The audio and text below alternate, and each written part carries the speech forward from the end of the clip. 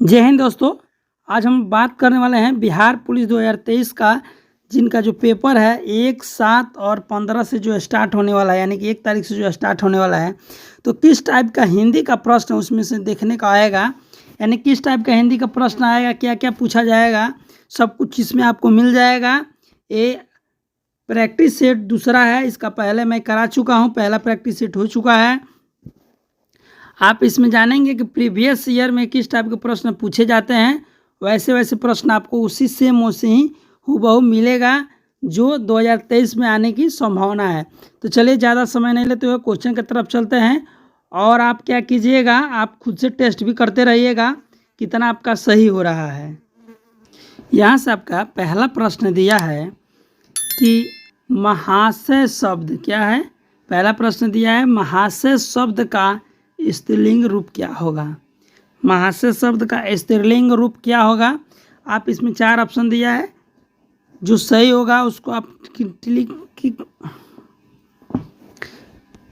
जो सही होगा उसे आप लगाकर अपना टेस्ट भी करते रहिएगा। तो महाशय शब्द का स्त्रीलिंग आपका जो होगा महाशया होगा। क्या महाशया होगा। चलिए दूसरा देख लेते हैं। दूसरा आपका दिया है कि मैं कलम से लिखता हूँ, इस वाक्य में से किस कारक का चिन्ह है। यानी से जो है किस कारक का चिन्ह है, तो से है करण कारक का। किसका, कर्ता ने कर्म से, यानी किससे, कलम से, तो कर्ण से यानी कि करण कारक। आप टेस्ट भी करते रहिएगा तब कि आपको पता चल जाएगा कितना आप सही कर पा रहे हैं। तीसरा क्वेश्चन है कि जिस शब्द से किसी काम का करना या होना समझा जाए उसे क्या करते हैं। तो काम करना या फिर समझा जाए यानी कि कोई क्रिया हो रहा है, तो इसका आंसर हो जाएगा ऑप्शन नंबर सी, उसे क्रिया कहते हैं। आपने इसका क्या करेक्ट आंसर दिया, आप टेस्ट कीजिएगा। इसका करेक्ट आंसर आपका सी होगा। आप बताइएगा कि आपने कितना अंत में कितना सही किया, कमेंट में ज़रूर बताइएगा। चलिए देख लेते हैं। चौथा प्रश्न दिया है कि लड़का आया था किस काल का उदाहरण है। आया था यानी कि पहले के आ चुका है और जा भी चुका है, तो लड़का आया था यानी कि भूतकाल की बात किया जा रहा है, तो ऑप्शन नंबर इसका सी होगा, भूतकाल की बात किया जा रहा है। चलिए 5 नंबर देख लेते हैं। 5 नंबर प्रश्न दिया है अपमान में कौन उपसर्ग है। क्या पूछा जा रहा है, अपमान में उपसर्ग कौन है। तो इसमें अप उपसर्ग है। क्या, अप उपसर्ग है। अब यहाँ से एक चीज़ समझ ले, उपसर्ग और प्रत्यय दो होते हैं। उपसर्ग यानी कि आगे वाले, इसमें आगे अप है, और प्रत्यय यानी कि प यानी पीछे। प मतलब पहले मत याद रखिएगा, प मतलब पीछे, तो पीछे वाला को प्रत्यय और आगे वाला को उपसर्ग कहते हैं। तो चलिए एक प्रत्यय से भी प्रश्न यहाँ पे मैं दे रखा था कि गाने वाला शब्द में कौन प्रत्यय है। तो गाना एक अलग हो गया और वाला एक अलग हो गया, तो पीछे वाला तो वाला इसमें प्रत्यय हो जाएगा। आपने कितना सही किया कमेंट में ज़रूर अंत में बताइएगा। और चैनल पर नए होंगे तो प्लीज़ चैनल को सब्सक्राइब करने के साथ साथ बेल आइकन ज़रूर क्लिक कीजिएगा और ऑल सेलेक्ट जरूर कीजिएगा। अब एक और दिया है कि मैं कल इस टाइप का आपको प्रश्न एक कराया भी था कि ग का उच्चारण स्थान क्या है। तो कवर्ग का इया छोड़ दो, तो कवर्ग का उच्चारण स्थान क और क से कंठ। क्या है, क से कंठ, तो कवर्ग का उच्चारण स्थान कंठ होता है इया का छोड़कर, अंग का छोड़कर, तो क का उच्चारण स्थान कंठ होगा। चलिए अब देख लेते हैं 8 नंबर प्रश्न। 8 नंबर दिया है कि महर्षि शब्द का संधि विच्छेद क्या होगा। महर्षि शब्द का संधि विच्छेद क्या होगा, तो इसका आप कमेंट में बताइएगा क्या आंसर होगा। इसका होगा आप महा प्लस ऋषि। क्या, महा प्लस ऋषि महर्षि। देखिए बहुत लड़के इस पे भी क्लिक कर सकते हैं, मह प्लस ऋषि, जो कि गलत होगा। इसका करेक्ट आंसर हो जाएगा महा प्लस ऋषि। इस टाइप का प्रश्न आपको आता है, आया भी है। मैं इसको बताऊंगा कि किस टाइप का प्रश्न आया भी था। मैं इसका प्रीवियस ईयर भी एक सेट करा दिया हूँ, दूसरा सेट आपको आज ही मिल जाएगा। चलिए 9 नंबर दिया है, कौन बात कर रहा है, किस सर्वनाम का उदाहरण है। सर्वनाम यानी कि किसके बारे में, तो कौन बात कर रहा है यानी कि किसी व्यक्ति की बात हो रही है, तो पुरुषवाचक।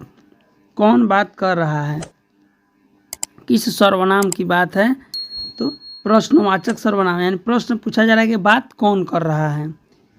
तो अगर इस पे आप लगाते हैं प्रश्नवाचक पे तो गलत है।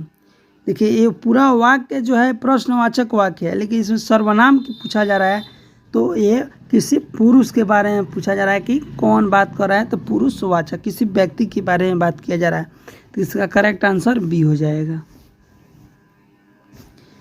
चलिए देखते हैं, आपका 10 नंबर प्रश्न दिया है कि गंगा कौन संज्ञा है।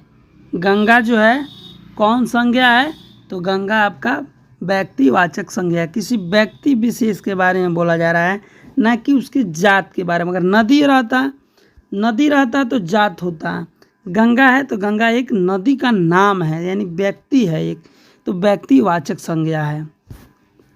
चलिए 11 नंबर देख लेते हैं। 11 नंबर है, कान में तिल डालना मुहावरे का अर्थ क्या है, यानी कुछ ना सुनना। हम कान में तिल डाल रहे हैं, हमको कुछ सुनाई नहीं दे रहा है, आप क्या कर रहे हैं क्या नहीं कर रहे हैं, तो इसका करेक्ट आंसर हो जाएगा ऑप्शन नंबर सी, कुछ ना सुनना। चलिए 12 नंबर देख लेते हैं। 12 नंबर दिया है, देशभक्ति कौन समास है। देशभक्ति कौन समास है, तो तत्पुरुष है। क्या, तत्पुरुष, ऑप्शन नंबर ए। चलिए अब देख लेते हैं 13 नंबर प्रश्न। ये भी प्रश्न बहुत बार पूछे जा चुका है कि होस्ट शब्द है, ओष्ठ शब्द है, होंठ जो है, होंठ, होठ और ओंठ, समझ रहे हैं, ओष्ठ और होंठ। तो यहाँ पे पूछा जा रहा है कि ओष्ठ शब्द कौन सा है, तो ये तत्सम है। क्या है, तत्सम है। होस्ट जो है आपका तत्सम है, इसका आपको ये होंठ का तत्सम है, और इसका तद्भव क्या होगा, होस्ट का तद्भव आपका होठ होगा। तो आपको उतना नहीं जानना है, आपको पूछा है कि ओष्ठ कौन सा शब्द है, तो तत्सम है। अगर ये पूछ देता कि इसका तद्भव रूप क्या होगा, इसका तद्भव रूप पूछता तो ओंठ होता। चलिए सेकेंड लास्ट प्रश्न देख लेते हैं। सुकून शब्द का विलोम क्या होगा। सुकून शब्द का तो मैं आपको प्रीवियस में बताया था कि अगर ऑप्शन में नहीं दिया हो और अप लगा दिया हो तो आप अप लगा सकते हैं। देखिए शोक, तो शोक सुकून से कुछ लेना देना नहीं है, शोक होगा तो दुख होगा। सुसुकून तो इस ये भी नहीं होगा, क्योंकि इसी का ये परिचयवाचित रूप हो गया सुकून। और निसुकून ये भी गलत है, तो सकून में अप लगा दीजिए, चाहे असकून लगा दीजिए, आपका करेक्ट होगा। तो अपसकून दिया है तो यही हो जाएगा ऑप्शन नंबर डी। चलिए 15 नंबर देख लेते हैं, और अंतिम प्रश्न है कि जो कहा ना जा सके उसे हम क्या कह, एक शब्द में उसका आंसर क्या होगा, यानी अनेक शब्दों के लिए एक शब्द जो कहा ना जा सके, अकथनीय। क्या, अकथनीय, ऑप्शन नंबर ए। तो वीडियो कैसा लगा और प्रश्न कैसे लगे जरूर आप कमेंट में करके बताइएगा, और चैनल पे नए होंगे तो प्लीज़ चैनल को सब्सक्राइब जरूर कीजिएगा। सब्सक्राइब करने के बाद से ऑल पे सिलेक्ट जरूर कीजिएगा, बेल आइकन दबा दीजिएगा, और ज़्यादा से ज़्यादा अपने दोस्तों के पास शेयर करना ना भूलिएगा। Thank you.